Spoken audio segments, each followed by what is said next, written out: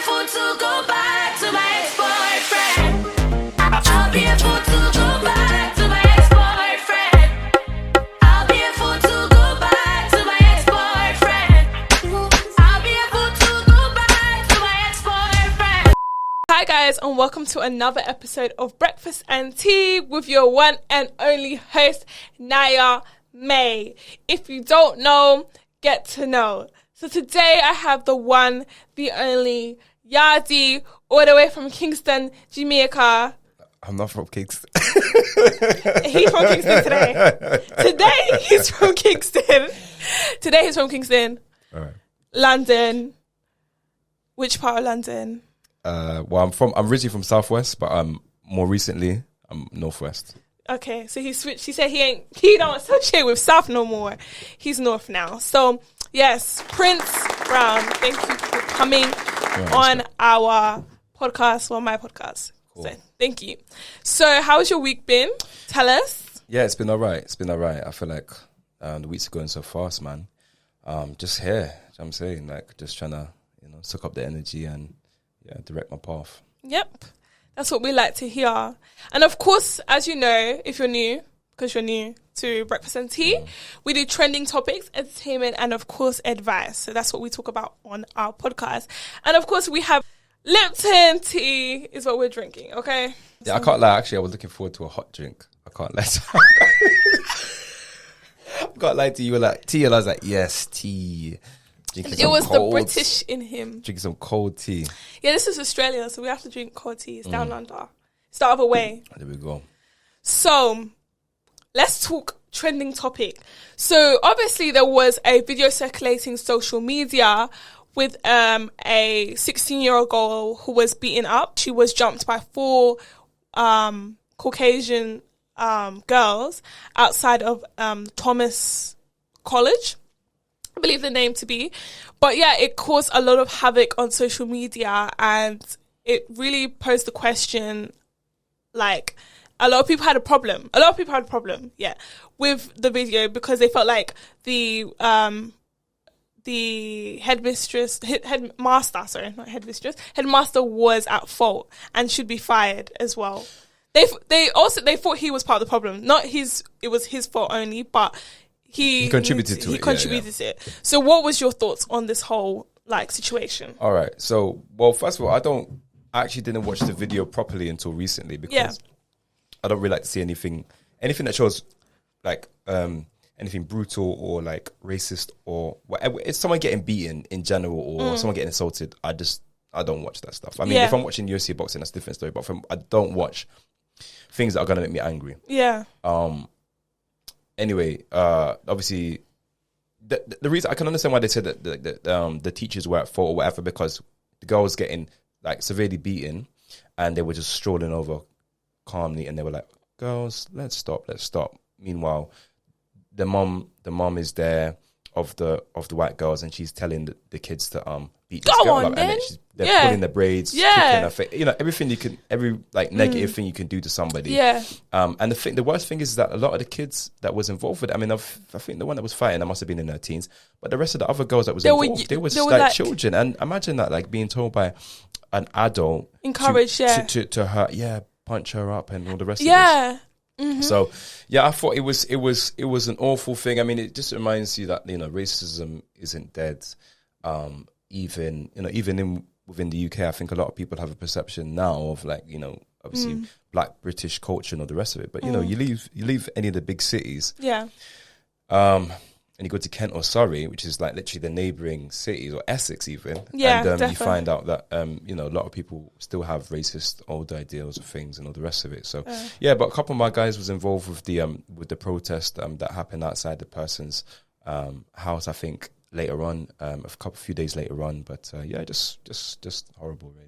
It's really sad to see that things like that happen, and that people literally saw that going on and nobody stopped to actually help that girl. The head teacher didn't really do anything. He was so nonchalant about the whole thing. And if you think about it, if it was roles reversed, the whole UK, this would have been a big, big, big story. And a lot of people would have been arrested immediately, and a lot of people would have helped if it was a white girl, but because it was a black girl, they literally just let it happen. You could see the video was so disheartening as a black woman to see another black girl that was just like helpless, to seeing her get beaten up. And in my, like, when I showed it to my mum, she was fuming. I was fuming. I was like, where is the school? I'm gonna go up there, because who, like, if that was my sister, not even by lunchtime, I'm at that lady's house. Yeah. I'm at that lady's house, because what? Like, I was just so disappointed and so angry, because I was like, imagine, like, you know, it's not even just the physical, it's like the mental. Like, the whole world, like, people are seeing you get beaten up, and because of the color of your skin, they're just allowing it. Like, it just makes you think. And, yeah. But there was a big response to it. Like, people did, people did go, and I think they even waited outside the woman's and the kid's house. Yeah. That woman was also arrested in the end as well. So there was something done about it. I just don't know. I don't know. I haven't looked deeply into it, but there definitely was something that happened afterwards. Yeah. I just feel like, because this reminded me of a situation that happened when I was in Australia, and this is my last year of high school. And I remember, like, a girl had said, like, oh, go back to your country. Like, you know, you guys came to the UK, you took over the UK, now you come to Australia to, like, take over Australia, go back. And, like, she was calling me a black this, black that. And I remember this was in biology, this was in front of a whole bunch of people. And I literally was so angry. And nobody, not even the teacher, said a thing. So in my mind, it was literally like fight or flight. Like, so what'd you do? I started swinging. I started swinging because I felt so attacked. Like, nobody stood up for me. So it made me think, like, if something had happened to me, like, imagine the whole class could cover it up. Because I'm just not, like, I was the only black girl in the whole school. So I remember when it happened, I swung, and, like, I was just, we were fighting. And I think the teacher, like, somebody had to get her off me. But the way they were reacting towards me was like I was a wild animal. So they were like, oh, like, get off her, like, as if I was a dog. And it literally immensely scarred me to this day, because I was just, like, so upset, like, that could happen, like, especially when someone talks about the struggles my family have gone through, especially my mom coming to a country that is predominantly white people, and being a black woman, the struggles that she's faced, and someone trying to, disregard that, was just, like, that's where my problem was. Like, talk about me, but don't talk about anything about my family or anything. So that's the way she was, like, coming about it. And then the school now did not even handle that. They did not address that, oh, this is, like, racism that shouldn't, this something happened in school the other day, and students, you need to watch what you say, or we need to talk about being, not saying racial slurs. Nobody said anything like that. It was just like, people stop fighting, it's a hot day, but it shouldn't mean that you should fight. They didn't address any of that. And she didn't apologize for anything she had said. So the school suspended me because, of course, I was fighting. So, and they even tried to ban me from formal. So they said I had to write a letter to apologize, and I didn't. I told them in the letter, I was like, I'm not going to apologize for being racially abused and nothing being done about it. And they still let me go to formal because they knew they were wrong. So I feel like a lot of schools lack accountability, especially when it comes to racism. Do you believe schools don't take enough accountability for, like, the racism that happens? Like, well, it's a case-by-case situation, It's a case-by-case situation, because it was a few years ago. How long ago was that? That was 20...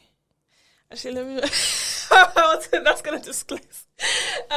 It was maybe it was maybe more than a few years ago. Yeah. Okay, cool. I believe that there's some changes that have been made for the better in terms of education in general.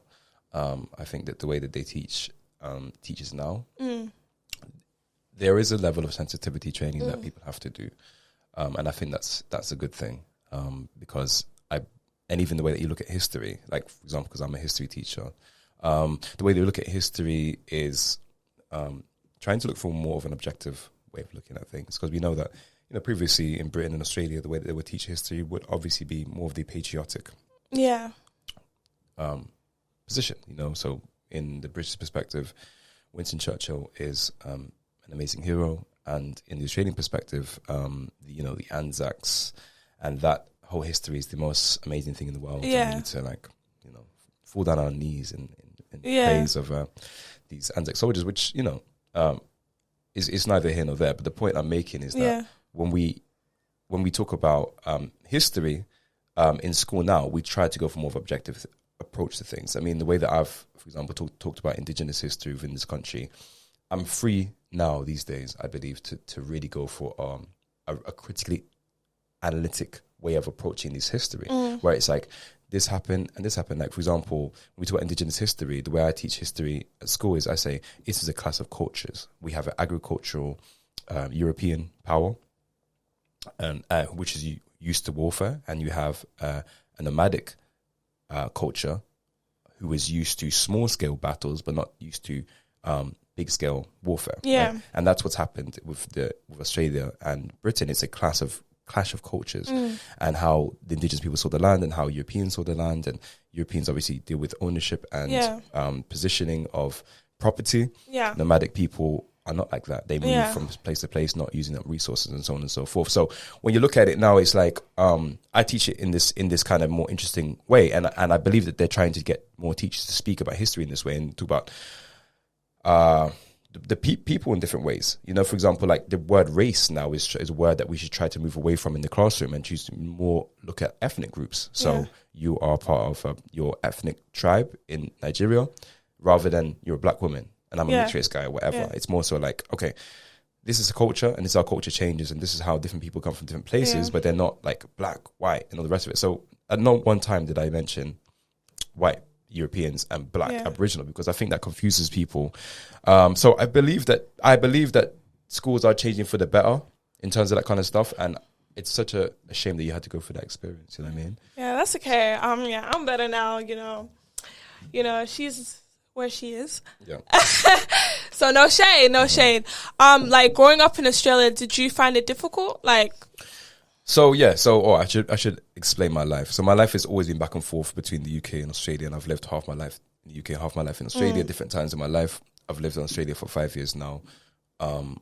Previously, I was living in the UK for 7 years, and Australia before, and in the UK before. But I'm originally from the UK. Anyway, growing up in Australia, I'll tell you what. At the time that I was here, it was a very early stage of migration for African people. Okay. Because I forget that the whites only policy that ended in this country like 1971 or 2. Wow. Right? So for 70 years from 1901. Yeah.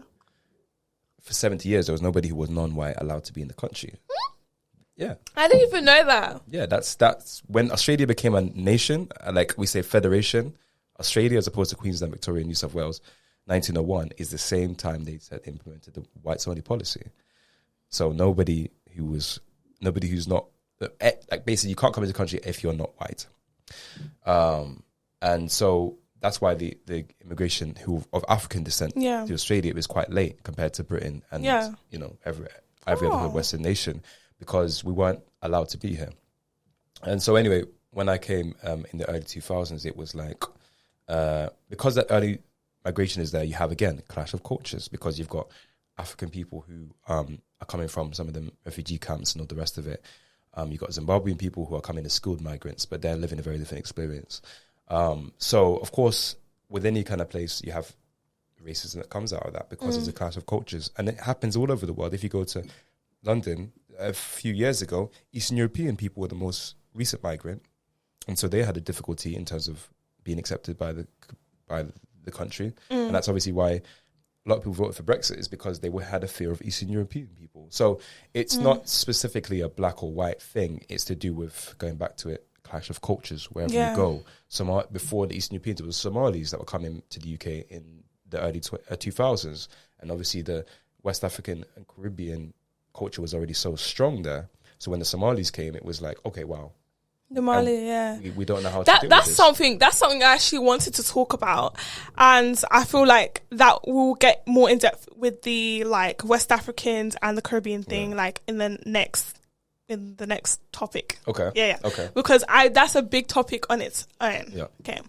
So like in like summing all of that up, what's your last like thoughts or last? I don't know. I mean, Yeah. because I feel like I've said something, but not really said anything at the same time. You know what I mean? Yeah. Because, like, I don't know. I mean, racism is a serious thing. It is. But I think people need to start looking at it in terms of culture, Yeah. rather than race. Yeah. Because once you can understand how someone's culture perceives things, Yeah. and how another culture perceives things, then you'll have a better understanding of how these things work. For example, when in Australia, what they say is obviously when you are a proud black person and you're doing your thing, they say he's cocky. Right? Yeah, That's the phrase. Yeah. But that's because the culture is different, because white people don't really have that sense of, like in Australia anyway, that natural, like, I'm the best. The best. Whereas us, we can kind of understand the thing. So if you say, like, I'm Naya, I'm doing my thing, boom, boom, Yeah. I'm not going to be like, oh, she's cocky. I'm like, yeah, do you? Yeah, like, do you? Yeah, like, yeah. Okay, So, cool. yeah, I yeah. see you. Yeah. Likewise, same way you're going Yeah. to say, yeah, I see you. But there we go. That's a cultural difference. Yeah. Whereas if you move in a particular way, like white culture in Australia might see you in that way. But that's because their culture. That's how they Yeah. see things. Likewise, when a white Australian comes into the Afro beats or the Amapiano or the black Australian world, we would also judge them for their cultural difference as well. We say, why is he wearing that shirt? Why is he wearing these shoes? Oh man, he's got on the whatever, than some dead trainers, whatever it is. So that it's better to see the world and history through cultural lenses rather than like race, because I think the race thing confuses people, and I think that's where racism starts to exist, when you start going, this race is like this and this race is like this. But it's like prejudice, we have stereotypes. variety. All of us are a variety Yeah. of cultures. We all partake in culture. We are all many cultures at the same time. Yeah. You know what I mean? So it's confusing, but I think at the same time you have to kind of look past the image of like racism and go, okay, what are we dealing with here? For example, your situation is, it was racist. It's messed up. But also at that particular time in history, you're the like first wave Nigerian, first generation migrant in this country. Yeah. Likewise for all the South Sudanese people, they're all the first generation. And the first generation back in the UK in the 60s and 70s was like this. Yeah, 100. Yeah. So, yeah, that was a great way to put it. So, if you guys have any thoughts about that, make sure you guys drop it in the comments. So, moving on. So, I want to talk a little bit about your what you do. So, like, you're a writer. So, you write plays. That was a time when I think your accent came out the strongest. What? You're a writer. Yeah, you're a writer. So, you write plays and Films and stuff like that. Yeah. Yeah, cool. So can you tell us about the play that you just wrote and what were the topics that you kind of Okay, covered? yeah. So going back to it again, kind of with this, I want to touch on race one more time. Is all my stuff is not about race. It's and that's the biggest distinction I'm trying to make with my stuff, is that I don't want to put stuff out there which is like woke and like, it's just, I think it's corny. It's not me. Yeah. My stuff is all about putting black people into spaces that they haven't been, especially in a place like this. Years ago, when black urban culture was underground, Yeah. and no one even knew about this slang, like London slang. Yeah. You know, before it become worldwide, before it's even become nationally known, I was there. And during that time, we used to always say, when is the world going to recognize us for what we do? When is the world going to understand our culture? And suddenly, years later, that stuff is global. Yeah. So, looking at the African Australian experience, my aim right now in terms of theatre and film, my main aim is to do the same thing for what they did for the UK. Yeah. Like what Skepta and Jammer and all those men did for the UK, and bringing that global, Top Boy and all the rest of it. Because remember, there's the old school Top Boy from 2011. If you remember, yeah. All of that stuff led up to what we have now. So for me, I feel like I'm putting the groundwork in for what we are eventually going to have, which is the African Australian identity. Culture. Yes. Identity, because we're here in Australia, the culture. My brother just came from the UK like 2 weeks ago. He's on student exchange here, and all we've been talking about is the culture. He's like, "Where's the culture?" And I'm like, he's like, "Yeah, it's here." And I'm like, "It's kind of this and it's kind of that." But my whole aim is to okay, let me try to help build this culture, but build it in the way that I see it, because I've got the global perspective on things, and a lot of people obviously here have a little bit of a limited exposure, because they're like, okay, well, I'm African Australian. Some people haven't even gone back to Africa since coming here.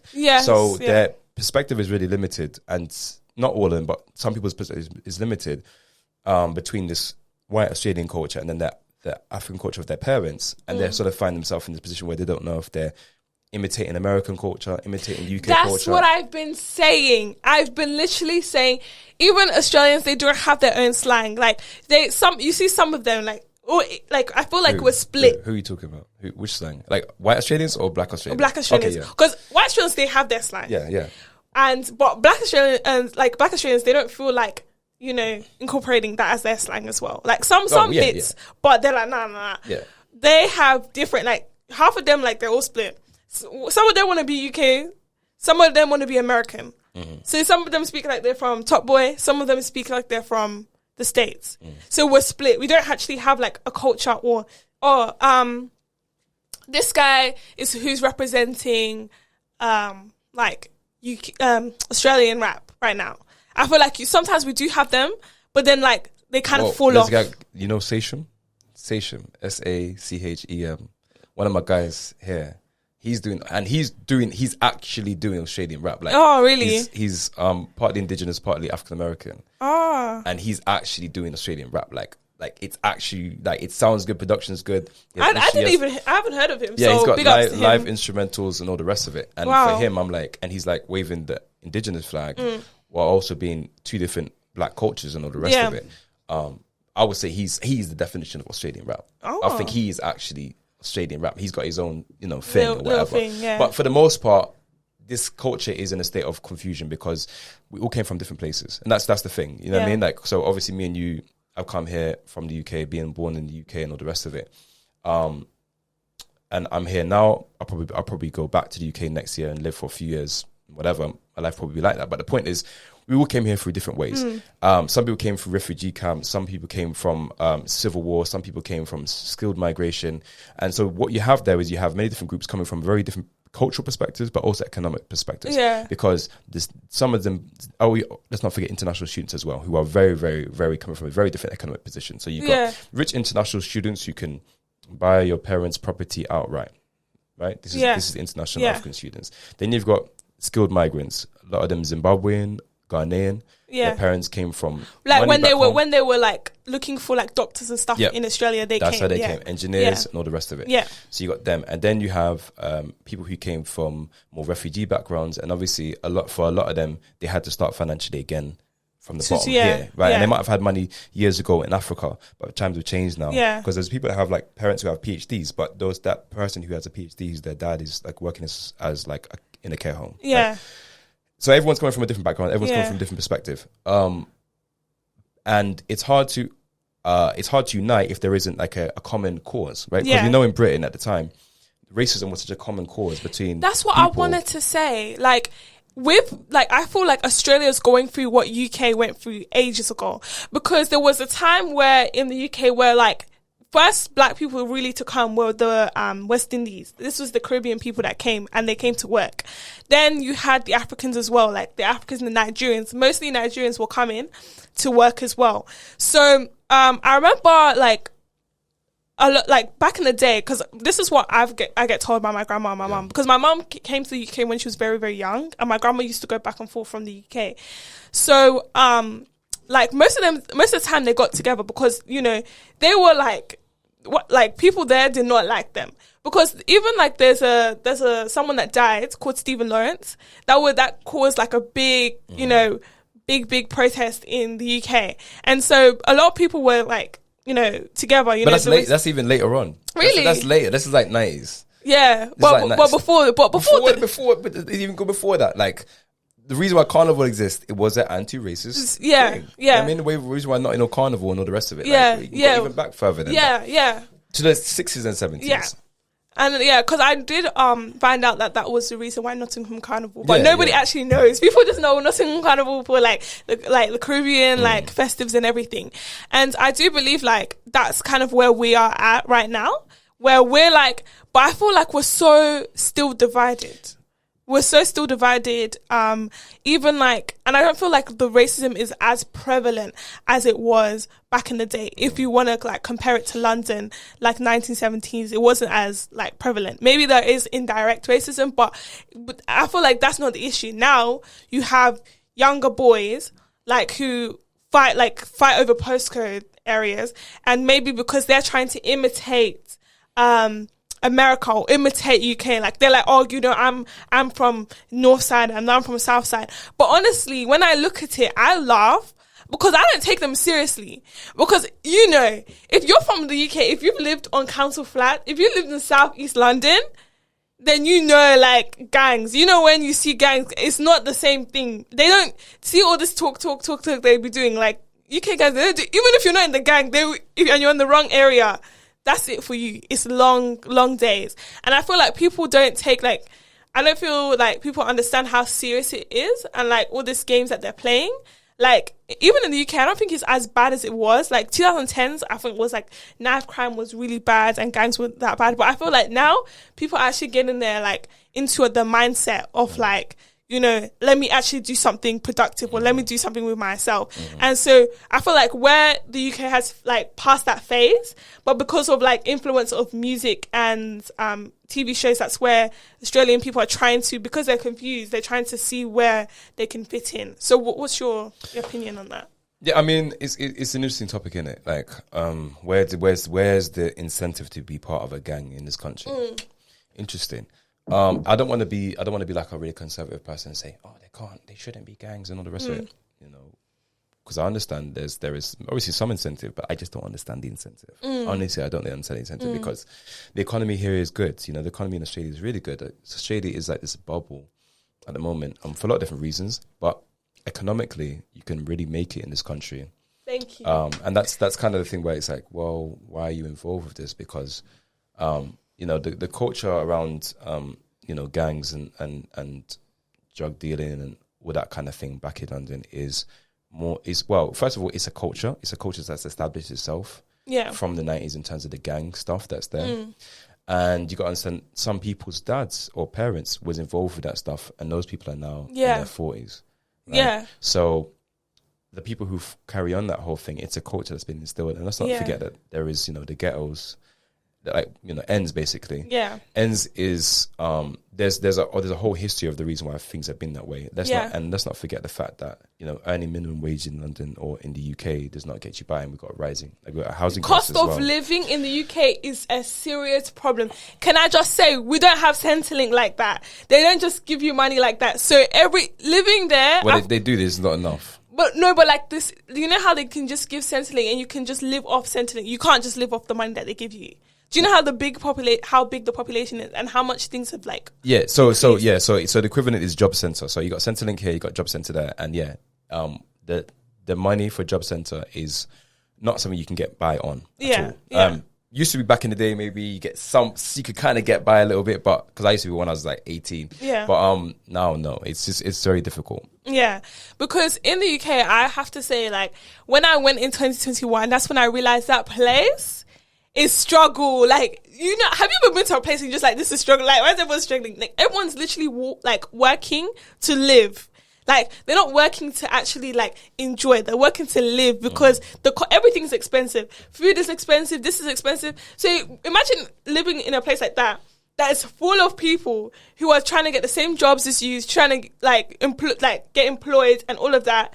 And there's not a lot of job opportunities. And you're telling me, like, you know, they have to find another ways or means, you know? Some people, like, sometimes UK is not, like, the best place to grow up. Like, some people, their parents, like, they're not as, what's it called? They're always traveling overseas. Like, I know, like, I have, like, friends or, like, some people that I know that their mum's always going to Nigeria. So, like, maybe their parent doesn't provide money for them to look after their younger ones. So then they have to come up with the money themselves. Do you understand? And sometimes maybe drugs is the only, like, for them, it's the only way out to make money for their... Because if you look at Top Boy, the storyline is not like, oh, I want to make drugs for myself. Like, I want to make money for myself to spend. They make money to feed their younger ones and to feed their family members, to pay council flat rate and everything. But it's nothing compared to the gangs in America and the gangs in developing world. Yeah. Because that shit is real. Because I tell you what, when I was actually in Kingston, I was like, I look back at my people in the UK and I was like,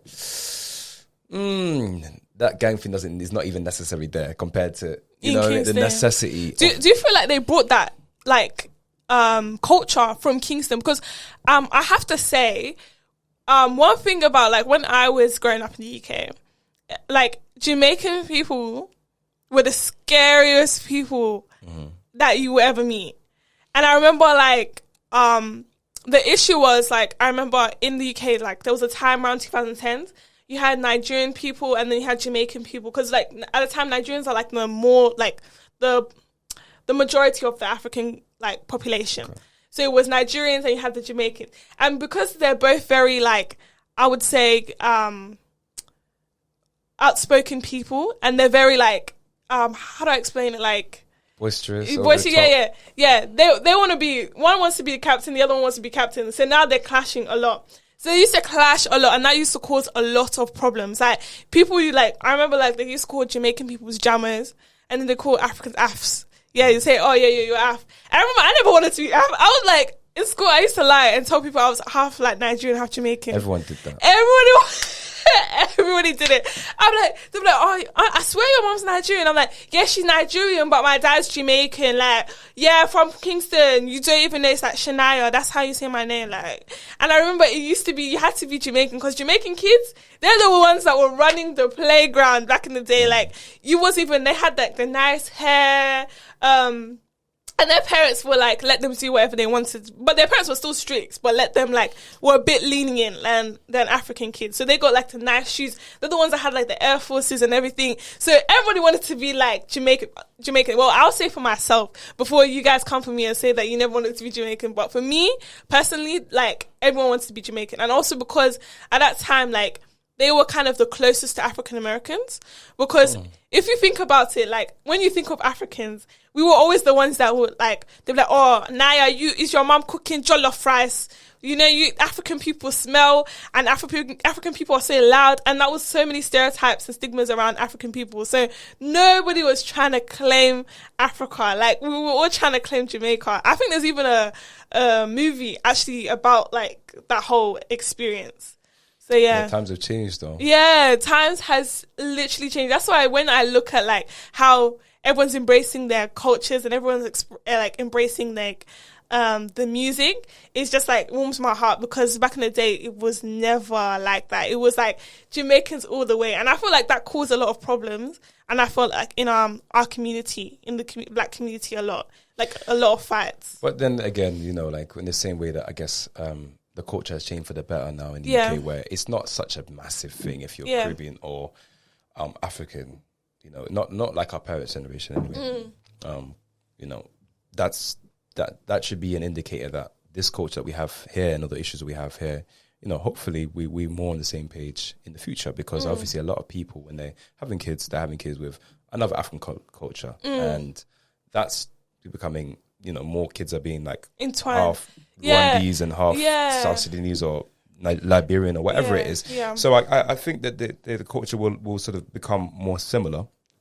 But the only issue that I really see is that we don't have enough black people here for it to bring in real capital, and that's the big issue, I think, because when you have an event here, you can make some money, but it's hard to be a promoter in this country. It's hard to be an events guy. It's hard to be whatever and have a long-lasting connection because there's just not enough money in our pockets to give to each other, right? Yeah. Because if you're in America, you got BT, you got all these big things where African Americans can make real money off their own people and grow. Yeah. Same way in the UK, there's that to a certain extent. Not to the same extent, but there is to an extent where you can have YouTube pages and all the rest of it. Like Footsylum and stuff like that. Yeah, and but there was never really Footsylum. Like, there was never really like that kind of it's only now that you're seeing that there's more black entertainment in the UK. Yeah. Because back in the day, like there wasn't like, but there's enough people now for there to be capital. It's capital, yeah. That's what I'm saying. So whereas in Australia, we make up such a small percentage of this country. Yeah. And everyone knows each other and everyone's got issues with each other and all the rest of it. That stuff. So that's why that's the only issue I really see is that we don't have enough capital to put into each other's pockets. Yeah. So even with me, like with the show, theatre and all the film, going back to that, kind of going full circle, is that the idea that I've got this thing, I know it's of good quality. We always, like majority of the time we have a sold out show for what we do. But to make it to that bigger scale, you have to get the investors who are out of the community. Yeah. And that's the issue with anything. Even if you're a musician, if you're whatever, you have to get the investors who are outside of that. Now, if you're an Afrobeats artist, you can try to get those ticket sales and those investors from Africa. There's a possible connection there. I know, for example, an artist who's got people and fans in Africa. But as a community, it's very, very difficult to make real money out of entertainment in this country as a black person. Yeah. Very difficult. So the issue is to, like, the solution you think is to, like, the more over time, the more people that migrate to Australia, the better the capital will be. Yeah, and the more people, the more connections, hopefully the more culture. You know what I'm saying? More culture, 100. Because I feel like this culture here is in a state of it's an identity crisis. Yeah. Because when I first came here, the Africans that were here had just come from Africa. Yeah. So we all come in at the same time, and so there was very much an expression of wherever they came from. Yeah. Now that culture is different, and now you got these guys who are like, 20, 21, 22, who they don't know their culture at all. Like they was born here. Yeah. And they, you know what I'm saying? And they don't know what to like. Exactly. Yeah. And but that's what I'm saying. That in the UK, when people were born, right? When I was born, obviously I wasn't born in Nigeria, but the culture was still very much around me, because if growing up in Southeast London, there's so many Nigerians that you're almost like, it's not even like a difference. You still grow up knowing the songs and everything. And even and we grew up with like Jamaicans as well. Like I grew up, one of like my family friends was Jamaican. So she was like an auntie, we were very, very close. So some of the stuff, even our slang, like when people say, oh, Wagwan, like everyone knows, oh, it's Jamaican. Like our British slang is a mixture of everybody's. Like Malis, Jamaicans, Nigerians, all of our slangs just come together to make up a whole vocabulary that everyone worldwide is trying to use. So I feel like we have to get to that point with Australians that we can put all of our cultures together to come up with one culture that we present as African Australian. But it has to come organically. Like the thing is, what I mean by that is, regardless of this conversation, it will go on of itself, and it will be its own thing. Yeah, you just have to watch it, and if you can play a part in that, going back to the theatre and film stuff that I try to do, then that's great. And doing this podcast, what we're doing is hopefully some sort of addition to that culture, and trying to widen the perspective of it. But at the same time, it will happen as it happens. There will always from now on be an African Australian culture. Yeah, we got to watch it and see which direction it goes. But I mean, so that's what I try to do with film and theatre is I try to tell stories which are not race based, and just more so genuine stories that can appeal to a lot of different people. However, the majority of actors on them are black, because we haven't been provided with a space, and we need to be able to break those boundaries in terms of having real genuine stories that aren't based on racism and stuff. It's just so boring. Like I don't want to make stuff that's woke. I don't want to make stuff that's about racism. I want to make genuine stories. So the story I done recently, Dominoes and Rum, was all about a guy going back to the Caribbean after being away for 14 years, and when he goes back, he's shocked by the poverty and the violence and all the rest of it, and he has to try and navigate this world over a period of an hour and 10 minutes basically. And you see the ups and downs of that, trials and tribulations of that, and it's comedy. Before that, I did My When Is Yours, which is all about a movie about based on the African Australian experience. I think it depicts the culture very well, and it's all about the idea of toxic masculinity and losing power in relationships and the dynamics happen after that. I've done Stop That Nonsense, which was a play about overbearing dad whose love is conditional, comedy as well. And we've got another one coming up later in this year called The Double Text. We did it last year one time, but I didn't really advertise it a lot. We'll be doing one called The Double Text, and that's all about the issues that we have with regard to, like, when we first meet somebody and we start exchanging numbers, and the words that are unsaid when we try to figure out, do they like me, and how long did they have until they reply to you, all the rest of it, and and then we actually even touch on BBLs, and we touch on hair transplants and all the rest of it, and it's kind of like a more of a youthful kind of boisterous kind of back and forth. But we've got so much stuff in the pipeline. We've got a documentary on this previous super middleweight champion of Australia, the boxer, who's Senegalese. We've also got a movie coming out later this year called, at the moment it's a working title, but it's called The Homebody, and that's actually thriller/horror kind of. Okay. But a lot of stuff. So guys, make sure you are watching out for Prince's plays and his movies and his what he's got going on. And I will put it in the link in the bio because this is eye-opening. I'm very shocked. I didn't really realize.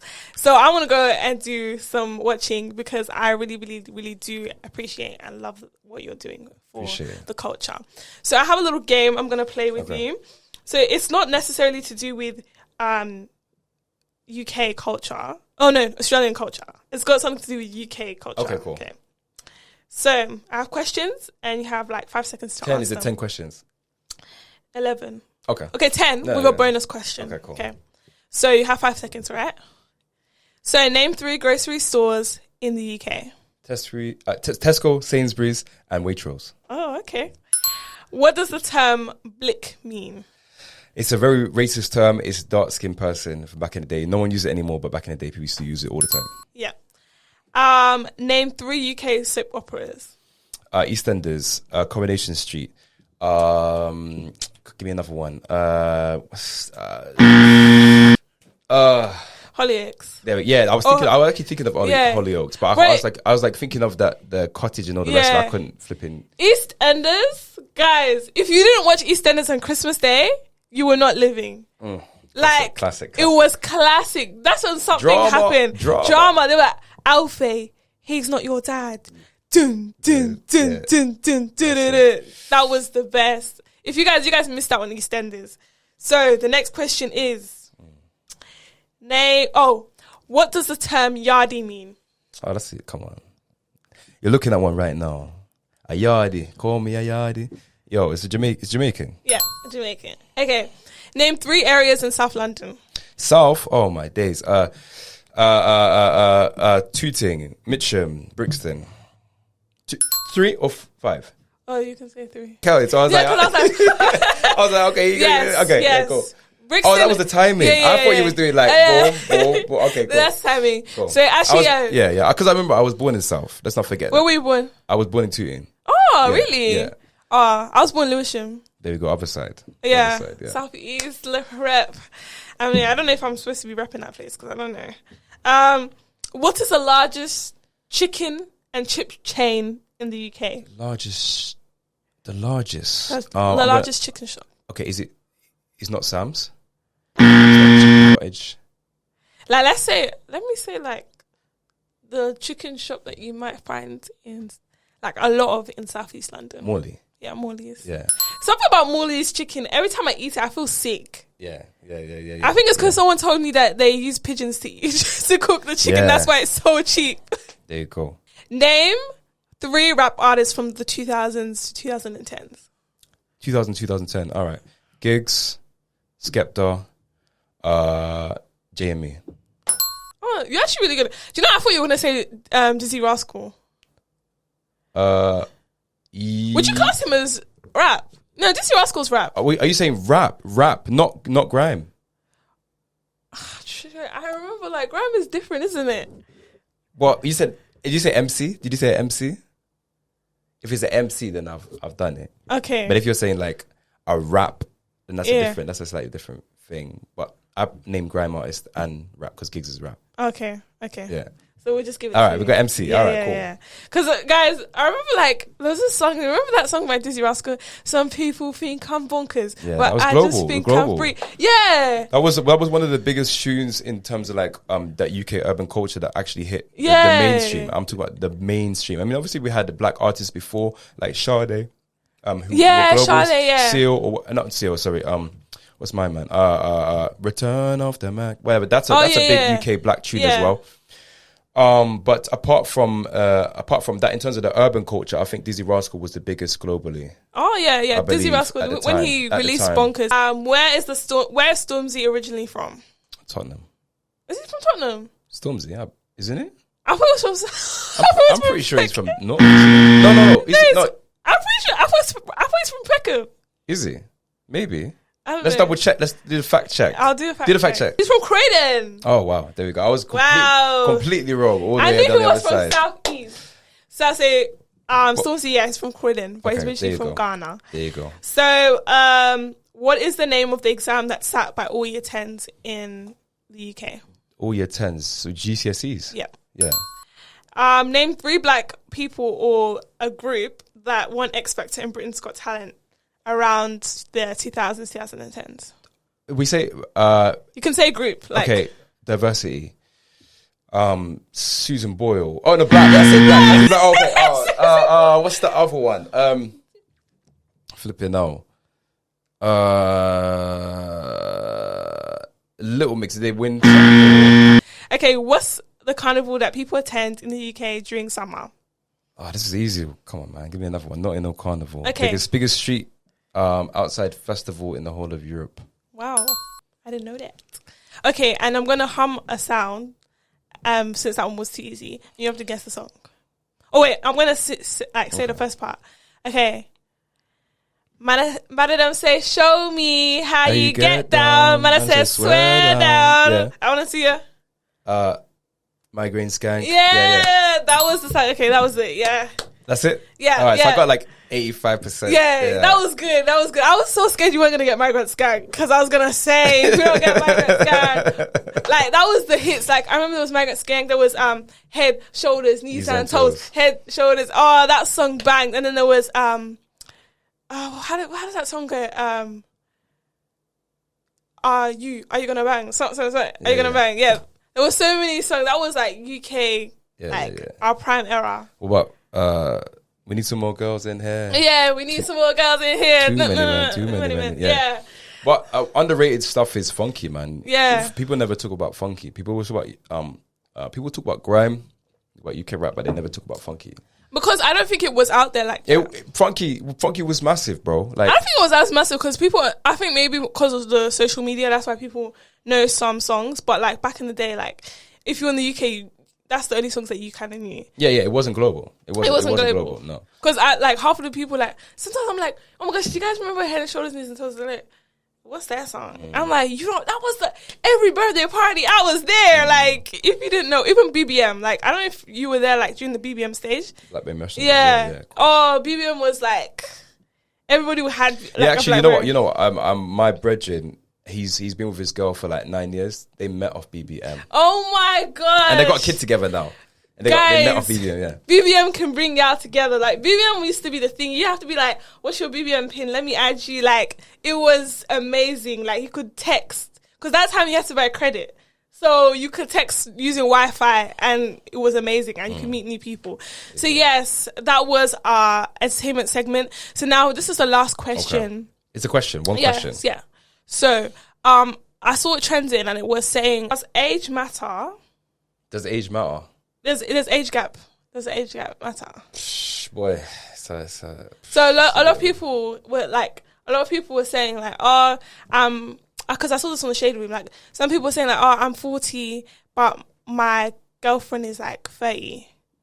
Was that the horror story? That one that was like him with my man, and then he beat her up or something like that. No, that's not. But people were just expressing like, okay, cool. The big So age okay. So does age gap matter? Yeah. Boy, I don't know. Like it depends on the case by case. I mean, look.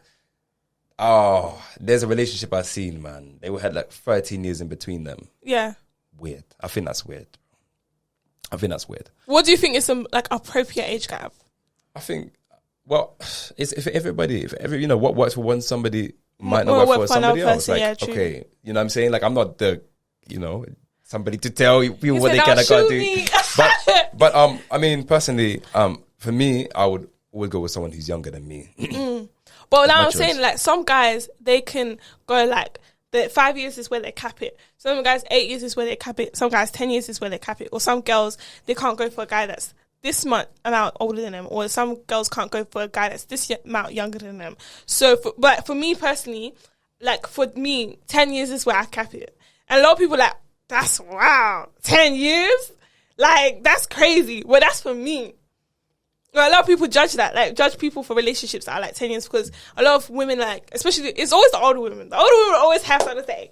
They was like, he can manipulate you, like, they trying to manipulate you. You need to understand why he not going for girls his age.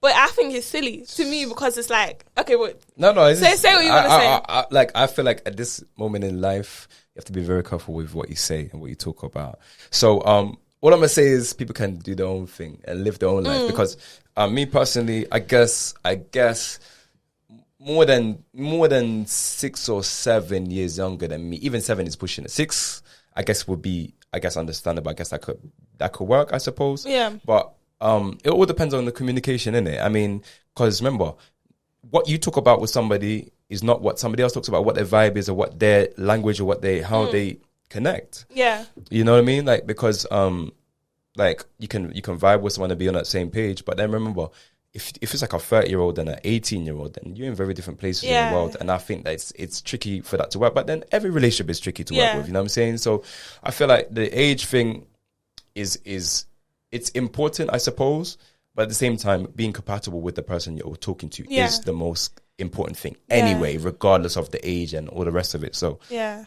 I feel like it depends on the stage you are in life as well, because I feel like you can like be with someone that's maybe you're 25 and you're with someone that's like 30, but you guys are still on different paths. Like maybe you're still in your party girl era, but that guy wants to settle down. So, or maybe you're like 23 and this guy is like 30 and he wants to settle down, but you're not ready to settle down, sort of thing. So like you have to be on the same page and you have to be on the same maturity level to be able to understand each other. Because there's some girls that are 28, but they're not as mature as maybe someone that's younger. And I also think it's because like your life experience actually is what like I think brings about wisdom, because sometimes you might go through a lot in life which makes you wiser, and somebody might not have gone through what you've gone through, and that's why maybe you guys are not as compatible. So that's what I believe. Like I feel like, to me, for me, the only reason why I say I go for older guys is one, let me bait out myself. I might have possible daddy issues. But it's cool. But another reason is why, because I feel like I don't really have to explain much to them, because I feel like they understand and they're very patient with me. But I don't know. That's just my opinion. Like, I feel like they're very patient and then like understand, and they give me good advice because like, oh, they've been there before, so they understand what to do. But some guys that are older, they might not be as patient. So I feel like it's case to case and it's person to person basis. So yeah. There you go. So what's our final summary for? Final summary. Wait, I'll tell you what. I just think everybody in Brisbane who's doing stuff in the black community, you know, like I feel like sometimes we can overlook what we're doing for the culture. You know what I mean? Because we're just in our own bubble or whatever. But like, for instance, one of my brethrens, he owns a bubble tea machine. This is one of the first bubble tea machines in Australia. The first, actually. He runs that thing with two of his mates. But like, and I'm looking at that, I'm like, wow, a black man is really making investment in this country in terms of like, he doesn't even have to work a day job anymore. He's running that thing, and that's his thing. And so what we're doing at the moment is we're building this culture, not realizing it and not even being aware of it. So I think building that culture is important, you know what I mean? However which way that is. So I know sometimes we have like conflicts with people and the rest of it, but it's good to always just support what we're doing here, because obviously it's very easy to fall invisible because most of us are in workplaces where we're not reflected. So it's always good, you know, in our free time to go and support what we're doing, go see some local artists, see what they're doing, support the thing, you know what I mean? And that's it. And that's the only way it's really going to grow. And yeah, man, that's it. That's been it. If you guys enjoyed Prince, make sure you check out his all his content and all his upcoming projects. So yes, thank you guys for watching. Make sure you like and subscribe and comment down below what your thoughts were on our topics today. And make sure you guys have a blessed week. So we'll see you guys in the next video. If you haven't watched our last video, make sure you go check it out. And we'll see you guys again in the next video. Bye.